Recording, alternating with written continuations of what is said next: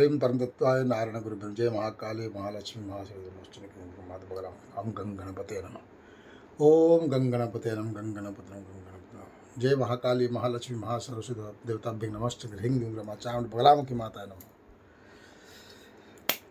मित्रों, मैं आप लोगों को एक रामायण के किस्सा सुनाना चाहता हूँ, लेकिन सभी दर्शकों से और सभी शिष्यों से मेरी एक गुजारिश है कि मैं जिस रामायण की एक भाग की, रामायण तो बहुत सारे रामायण है, रामायण के कौन से भाग से ये लिया गया है, मैं जो किस्सा बता रहा हूँ ये हर किसी को पता नहीं है और यूट्यूब पर भी ढूंढने से बहुत मुश्किल है। एक ऐसी बहुत बढ़िया किस्सा है रामायण की, मैं सुना रहा हूँ, आप थोड़ा ध्यान से सुनिए, क्योंकि हमेशा मंत्र जंत्र तंत्र जाप तप साधना खाली बात करते रहते हैं, हवन हवन चलता रहता है, फट स्वा चलता रहता है, लेकिन आज हम फट स्वा नहीं करेंगे। आज हम रामायण के किस्सा के बारे में हम बात करेंगे। आज टॉपिक यह है, विषय यह है कि भगवान रामचंद्र ने, श्री राम जी ने रावण को ऐसी कौन सी वस्तु दक्षिणा में दी थी, ऐसी कौन सी वस्तु दक्षिणा में दिए थे।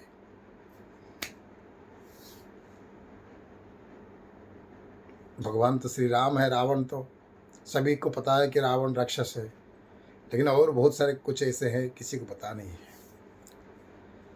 तो आखिरी में इस रामायण के भाग के अंदर लंकापति रावण ने भगवान श्री राम से ऐसी कौन सी वस्तु दक्षिणा के रूप में प्राप्त किए थे, इसके बारे में बात करेंगे।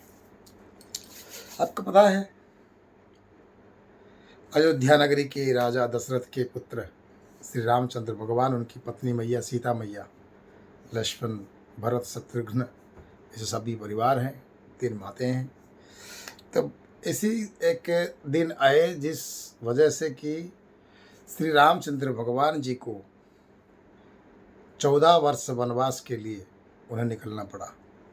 तभी उनके साथ में मैया सीते मैया और लक्ष्मण जी, श्री राम जी, तीनों चल पड़े वनवास के लिए। इस बीच में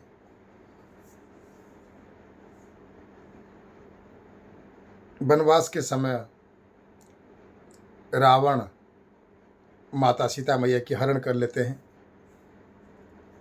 और हरण करके लंकापुरी में लेकर अशोका वन के पेड़ के नीचे उन्हें रखते हैं। वही अशोक वन में, अशोक पेड़ के नीचे माता सीता दिन गुजरती रहती है। बात ये मजे की है तो रावण तो माता सीता को लेकर लंका चला गया और समुद्र के पार।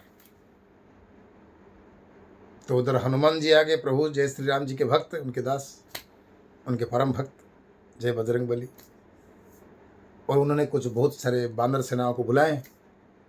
सभी सेनाओं को, बानर सेनाओं मिलकर एक सेतु बनाए है, उसका कहते हैं राम सेतु। समुद्र के ऊपर एक सेतु बना गया, सीधा डायरेक्ट लंका को कनेक्शन हो जाना चाहिए।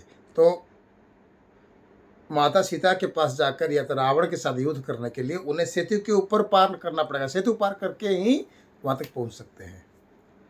तो क्या होता है, सभी बानर दल, सभी देवी देवता, सब जो भी हैं, पत्थर लाया गया, पत्थर के ऊपर पत्थर, पत्थर के ऊपर पत्थर, पत्थर के ऊपर पत्थर रख के बड़ा सा सेतु समाप्त हो गया, बन गया।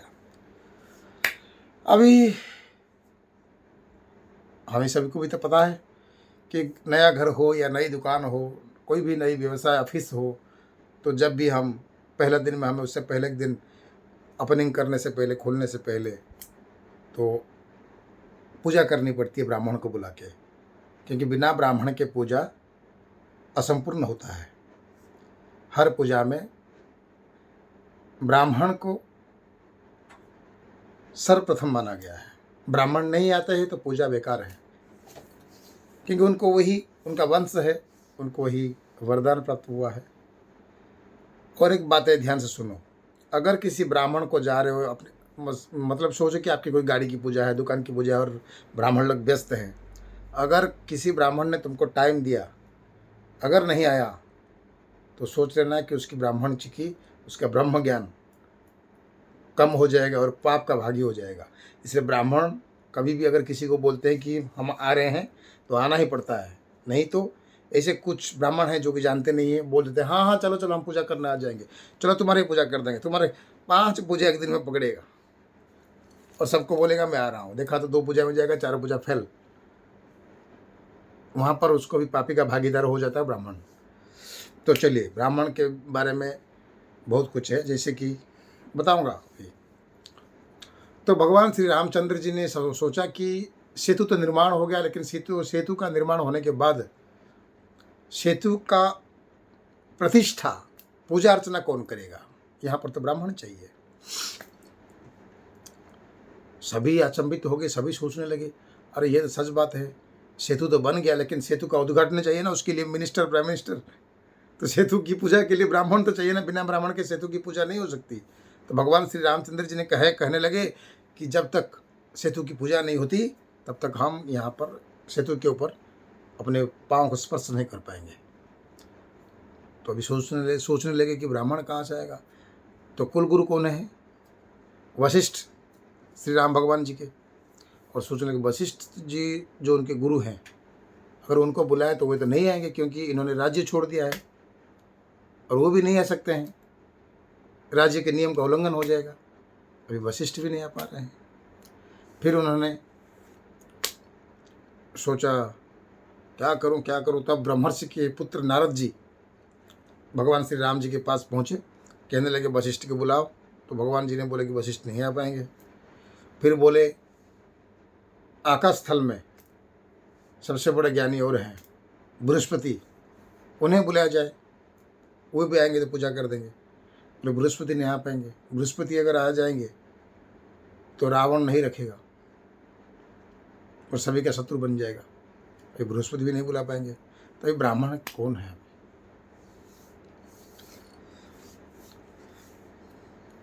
कौन से ब्राह्मण को बुलाया जाए जो कि सेतु की पूजा होने के बाद हम लंका पहुंच सकें? यही चीज़ सबके मन में विचार आने लगे। तो नारद जी तो बहुत चालाक हैं। नारायण नारायण नारायण नारायण कितने स्मूथली बोल देते, घर को तोड़ देते। हाँ, तो नारद जी कहने लगे कि भगवान, हे प्रभु श्री राम जी, अगर वशिष्ठ गुरु जी नहीं है तो बृहस्पति जी नहीं है, तो मैं आपको एक बात बताऊं। तो राम जी ने बोले कि बताओ नारद। नारद जी बोलने लगे, एक है 3 बार वो ब्रह्म स्वरूप में रहते हैं और सबसे बड़े ब्रह्मांड का सबसे बड़ा ज्ञानी और ब्राह्मण, जिनका नाम है रावण। तो भगवान श्री राम जी ने कहा, अरे रावण तो वो असुर है। नारद ने कहा, प्रभु वो असुर है, मगर सुबह, दोपहर को और शाम को 3 बार वो ब्रह्म स्नान करता है, चिता तिलक लगाता है। उसी समय अगर हम बुलाया जाए रावण जी को तो रावण मना नहीं करेंगे, क्योंकि आपको मालूम है ब्राह्मण को अगर बुलाए तो ब्राह्मण मना नहीं कर सकते हैं। तो ब्राह्मण का स्वरूप वो 3 समय लेते हैं दिन में। तो जिस समय वो ब्राह्मण की पूजा, ब्रह्म पूजा में रहेंगे, उसी वक्त हम क्या करेंगे, उनको बुला लेंगे। श्री राम जी ने कहा, हम तो अड़चन में पड़ गए। बोले ठीक है चलो, क्योंकि राम जी को मालूम है ना रावण जी के पास सीता है। अभी और एक बात है, सभी बोलते हैं कि रावण की बेटी सीता है। रावण जी की बेटी सीता नहीं है। सीता माता तो मैया है, जगत माता, जगत जननी, अम्बा जगदम्बा है। वो तो एक स्वरूप है सीता मैया का। वही तो बगलामुखी है, वही तो राधा है, वही तो दुर्गा है, पार्वती है। रावण जी की बेटी नहीं है वो। बता रहा हूँ, आगे मालूम पड़ जाएगा आपको। तो फिर क्या हुआ, राम जी ने एक, पहले का आता था ना पेपर में निमंत्रण, इन्विटेशन लिखना, तो एक कपड़े में एक लिखे कि हे दशानन, हे परम ब्रह्म, आप ब्रह्म अवतार है, ब्रह्म के स्वरूप हैं और आप बहुत शुद्ध हैं और आपको सेतु निर्माण की पूजा के लिए, सेतु तो निर्माण हो गया है, सेतु की पूजा करने के लिए, सेतु की प्रतिष्ठा करने के लिए मैं आपको आमंत्रण कर रहा हूँ। ये पर्ची लेकर नारद जी सीधा जिस समय रावण सुबह के समय सूर्योदय, उसी वक्त 7 समुद्र के बीच में बैठ के चिता तिलक लगा के, हाँ, पूजा करते थे ब्राह्मण वेश में, ब्रह्म स्वरूप में। उसी वक्त नारद जी पहुँच गए, बोले हे रावण जी प्रणाम आपको। तो रावण जी कहने लगे, हाँ नारद जी बोलिए बोलिए। नारद जी कहने लगे, नारायण नारायण। हे रावण जी, प्रभु श्री राम जी यहाँ पर आने के लिए समुद्र के ऊपर सेतु बना है, और उस सेतु को जब तक प्रतिष्ठा नहीं होती है तब तक वो उसके ऊपर पार नहीं हो पाएंगे, इसलिए आपको निमंत्रण किए हैं। तो वो पर्ची लेकर पढ़े रावण जी, देखे अरे प्रभु श्री राम जी लिखे हैं। रावण को सब मालूम है, देखो मैं कैसे कैसे बताते जा रहा हूँ, तुम घबरा जाओगे। देखिए अरे प्रभु श्री राम जी मुझे निमंत्रण किए हैं प्रतिष्ठा में, मैं ब्रह्मा हूँ। सीता माता कौन है अभी निकल जाए, आपको पता चल जाएगा। रावण जी पर्ची पढ़े, बोले अरे प्रभु श्री राम जी रघुनाथ जी ने मुझे निमंत्रण किया है पूजा पाठ के लिए। अच्छा, अगर मुझे इसी समय में इन्होंने निमंत्रण किया है तो मुझे तो जाना ही पड़ेगा, क्योंकि मैंने प्रभु श्री राम जी की पत्नी सीता जी को मैं हरण करके लेके आया हूँ इधर, फिर वे आएंगे इधर, फिर युद्ध होगा, गड़बड़ होगा, क्या करें, लेकिन अभी तो मैं मना भी नहीं कर सकता हूँ। तो सुबह के समय में रावण जी ने बोले ठीक है हम आएंगे। रावण जी ने सीता माई के पास गए, सीता माया के पास जाके सीता माई से कहने लगे, हे पतिव्रता नारी, हे सीते, आपको मेरे साथ चलना पड़ेगा। सीता माई ने कहा कहाँ? रावण जी ने सोच विचार के कहा कि प्रभु श्री राम जी ने, आपके पति ने मुझे निमंत्रण किया है सेतु की प्रतिष्ठा करने के लिए, और आपको चलना पड़ेगा मेरे साथ में। इसका मतलब क्या है? क्योंकि रावण को जब नारद ने कहा कि प्रभु श्री राम जी की पूजा में जाना है, तो तभी रावण जी ने ये सोचा कि राम जी की पत्नी तो मेरे अशोका वन में है, और कर्ता कौन है? राम, और जिसकी पूजा करते हो वो होता कर्ता। और कोई भी प्रतिष्ठा में हो, पूजा में हो, कर्ता के साथ उसकी पत्नी बैठना जरूरी है। एक स्त्री की पति के साथ पत्नी की बैठना जरूरी है। तो प्रभु श्री राम जी है उधर हैं, सीता इधर है, मैं जब सीता को हरण करके लाया, फिर सीता को लेके कैसे जाऊं? ये भी मेरा दिमाग खराब हो गया है। जिस सीता को मैंने हरण करके लाया, मैं लंका में रखा हूं, फिर उसको लेकर उधर जाना पड़ेगा अभी, और मना भी नहीं कर सकता हूं, क्या करूं? तब जाके श्री रावण जी ने अशोका वन में पहुंचे, माता सीता के पास, कहने लगे कि हे सीते, हे पवित्रता,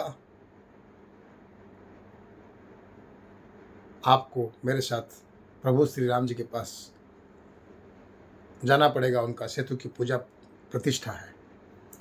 तो माँ सीता माई ने कहा, कहने लगी कि हे रावण, मैं पतिव्रता नारी हूँ, अगर आपके साथ चलने से आपको अगर शरीर को मेरा स्पर्श हो गया तो मैं अपवित्र हो जाऊंगा, मैं कैसे आपके साथ जा सकता हूँ? इधर ब्राह्मण बन के जा रहे हैं पूजा करने के लिए श्री राम जी के सेतु को, इधर पवन हंस में भी नहीं जा पाएंगे, जो रथ रहता है ना, रथ में भी बैठ के नहीं जा पाएंगे, क्योंकि अभी वो थोड़ी राजा है, अभी तो ब्राह्मण है। तो क्या होने लगा फिर? रावण जी ने, रावण तो महाज्ञानी है, ब्राह्मण है, उसको पता है, क्योंकि देखिए हर ब्राह्मण की राइट साइड के हाथ में इधर 6 तीर्थपीठ रहती हैं, 6 नदियाँ बहती हैं। ये क्या है मालूम है? गंगा है, गंगा में है ये उंगली, गंगा बोलते हैं, यमुना, सरस्वती, ऐसे सब उंगली तर्जनी में, सब 5 उंगली में 5 नदियाँ हैं, 5 तीर्थ स्थल है। और ये पवित्र हाथ होता है ब्राह्मणों का, ब्राह्मण लोगों का बता रहा हूँ मैं। तो रावण जी ने एक उपाय सोचा और सीता जी को बोले कि देखिए सीता जी, आप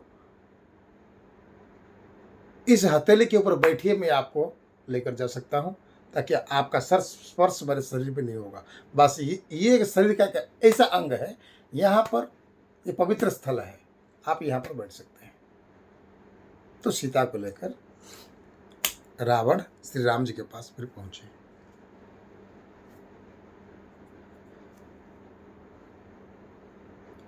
फिर रावण जी ने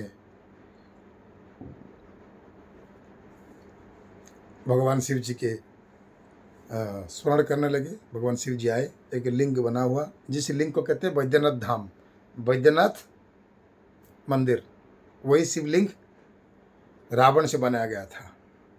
तो वही शिवलिंग शिव जी आए, प्रतिष्ठा हुई, पूजा अर्चना हुई, नारियल फोड़ा गया, फूल दिया गया, सब कुछ दिया गया। उसके बाद शिव जी ने कहने लगे रावण को, हे रावण, अभी तू मार, अभी तू मुझे कौन सी वर मांगना है मांग।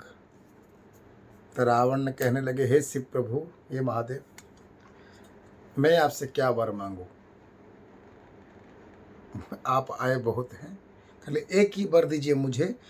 इस लिंग का नाम, ये जो लिंग प्रतिष्ठा हुआ यहाँ पर, तो पूजा हुई सेतु का, इस लिंग का नाम बैद्यनाथ के नाम से कहला जाएगा हमेशा के लिए। तो उसको कहते हैं बैद्यनाथ मंदिर, जो शिव जी का है। ये तो हुआ। उसके बाद पूजा अर्चना होने के बाद भगवान श्री राम जी ने रावण से पूछे कि हे रावण, हे ब्राह्मण देव। तभी तो रावण नहीं कह सकते हैं हे ब्राह्मण देव, अभी आपने जो प्रतिष्ठा की, पूजा की, उसकी दक्षिणा क्या दूं आपको मैं। तो रावण कहने लगा, क्या दक्षिणा लूं, क्या दक्षिणा लूं, क्या दक्षिणा लूं। ये मेन पॉइंट है, ये जो एंडिंग पॉइंट बता रहा हूँ ये बहुत मैंने इंपॉर्टेंट, ध्यान से सुनो। प्रभु श्री राम जी रावण से पूछने लगे कि हे रावण, अभी पूजा होने के बाद ब्राह्मण को कर्ता का दक्षिणा देना आवश्यक है, नहीं तो उसकी मनोरथ पूर्ण नहीं होती। इसलिए दक्षिणा के स्वरूप में मैं तुम्हें क्या दे सकता हूँ। तो रावण जी बहुत महाचालाक है, ब्राह्मण है ना वो, क्योंकि वो 24 घंटे में तीन बार ब्राह्मण के स्वरूप रहते हैं, 3 बार आसुरिक रूप में रहते हैं, 3 समय ब्रह्म रूप में रहते हैं और 3 समय आसुरिक रूप से रहते हैं, तामसिक रूप से। ये है। तो ब्राह्मण जी प्रभु श्री राम जी से कहने लगे, हे प्रभु श्री राम, हे रघुनाथ जी, मैं आपसे दक्षिणा लेने के लिए प्रस्तुत हूँ, मगर इधर सब खड़े हैं, इनके बीच में मैं कुछ नहीं मांग सकता। आप थोड़ा साइड में आइए, बाजू में आइए, समुद्र के किनारे आइए, हम बात करते हैं। तो प्रभु श्री राम जी के पास लक्ष्मण थे, शिव जी थे, हनुमान जी थे, बानर दल थे, सब थे, सब कानों में बात की। ये रावण प्रभु श्री राम जी को समुद्र के किनारे क्यों बुला के ले रहे, कहीं धक्का तो नहीं मार दे प्रभु जी को। हनुमान जी सोचने लगे, मेरे प्रभु जी को रावण ने समुद्र के किनारे लेके बुला रहा है, कहीं रावण अगर मेरे प्रभु जी को धक्का तो ना मार दें। प्रभु जी को सब मालूम है। तो प्रभु जी बोले, चलो जैसी आपकी इच्छा। तो प्रभु श्री राम जी रावण के साथ समुद्र के दरिया के किनारे जाके खड़े हुए बात करने लगे। रावण बहुत महाचालक था, बोला नहीं उधर, इधर आके बोल रहा है, हे प्रभु श्री राम जी, आप प्रभु हो, मैं जानबूझ के सब किया हूँ प्रभु, मैं जानबूझ के, मुझे दक्षिणा के रूप में। तो भगवान श्री राम जी ने कहने लगे, दक्षिणा के रूप में मेरी पत्नी सीता को तो नहीं दे सकता, दक्षिणा देने से पहले मेरी 2 शर्त। रावण पूछने लगे, प्रभु जी क्या शर्त है। तो श्री राम जी ने कहने लगे, एक है, अगर सीता को अगर तुम दक्षिणा के स्वरूप अगर मांगना चाहते हो तो वो नहीं मिल सकता है। दूसरी चीज़, अगर लंका को, तुम्हारी खुद की लंका को अगर तुम मांगोगे तो भी नहीं मिल सकता है। तो रावण ने कहा, अरे लंका मेरी है, मुझे नहीं मिल सकता है। देखो रावण, लंका को मैं तुम्हारे छोटे भाई विभीषण को मैं दे चुका हूँ, उसकी जिम्मेदारी के लिए उसको मैं वादा कर चुका हूँ। तो ये लंका का राजा विभीषण को ही प्राप्त होगा। लंका का राजा विभीषण ही होगा। तो रावण सुन के कहने लगे, प्रभु ये सब छोड़िए, हे प्रभु श्री रघुनाथ जी, हे श्री राम जी, मैं जब सीता का हरण किया ना, मैं जानबूझ के सीता का हरण किया। मैं सीता को हरण किया हूं, लेकिन सीता जी को मैं स्पर्श नहीं किया हूं।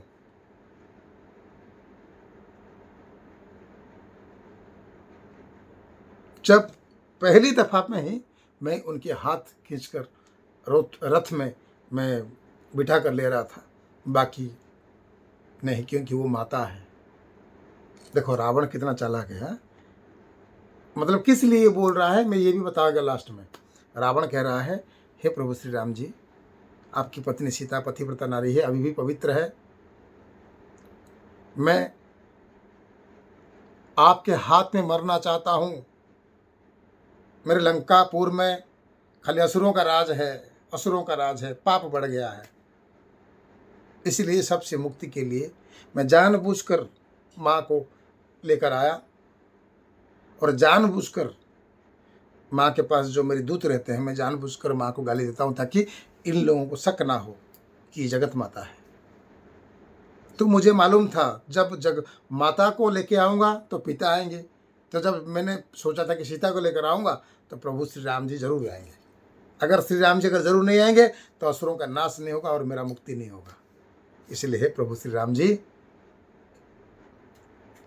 सीता को मैंने हरण नहीं किया हूँ, जानबूझ के हरण किया था, ताकि मेरी असुरों का मुक्त हो, मेरी मुक्त हो, आपके हस्त से मेरी मृत्यु हो, ताकि मुझे मुक्ति प्राप्त होगी। सीता माई है, माता है, जगत माता है, जगत जननी है। मैं उनके पास जाके स्पर्श भी नहीं करता हूँ, दूर से पूजा करता हूँ, प्रार्थना करता हूँ, लेकिन असुरों के सामने मैं उनके ऊपर चिढ़ता हूँ, ताकि इनको पता ना चले कि ये माता देवी है। बस आप एक दक्षिणा के स्वरूप में आप लंका आकर मेरे साथ युद्ध करके आपके हाथों से मेरे प्राण को आप ग्रहण करो और मेरी मुक्ति हो जाए और लंका के असुरों की मुक्ति हो जाए। बस यही दक्षिणा मुझे आप प्रदान करिए प्रभु जी। तो श्री राम जी ने कहा, तथास्तु। क्या भगवान श्री राम को मालूम नहीं था? वो तो भगवान है, क्या उन्हें मालूम नहीं है रावण कौन है, सीता माई कौन है? क्या उनको पता नहीं था? अगर ऐसा नहीं होगा तो संसार भी नहीं चलेगा। ये सब संसार को दिखाने के लिए किए हैं, दुख सुख वनवास जेल, जिसको कहते हैं जेल वनवास, ये सब भगवान श्री राम जी ने सबको दुनिया को दिखाने के लिए सब किए हैं। क्या भगवान के पास इतनी क्षमता नहीं है? भगवान की पत्नी को ले जाएगी, माता जगदम्बा को लेकर चली जाएगी। ये एक सब लीला है संसार के लिए। बोलो प्रभु श्री रामचंद्र भगवान जी की जय हो। अभी समझे आप रावण ने क्या लिया था दक्षिणा में? प्रभु श्री राम जी के हाथ से खुद की मुक्ति और लंका में जो असुर नीति बढ़ गई है उनकी मुक्ति।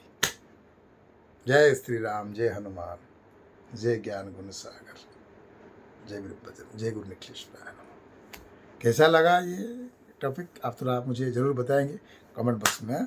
नए गुरु जी देखना चाहते हैं।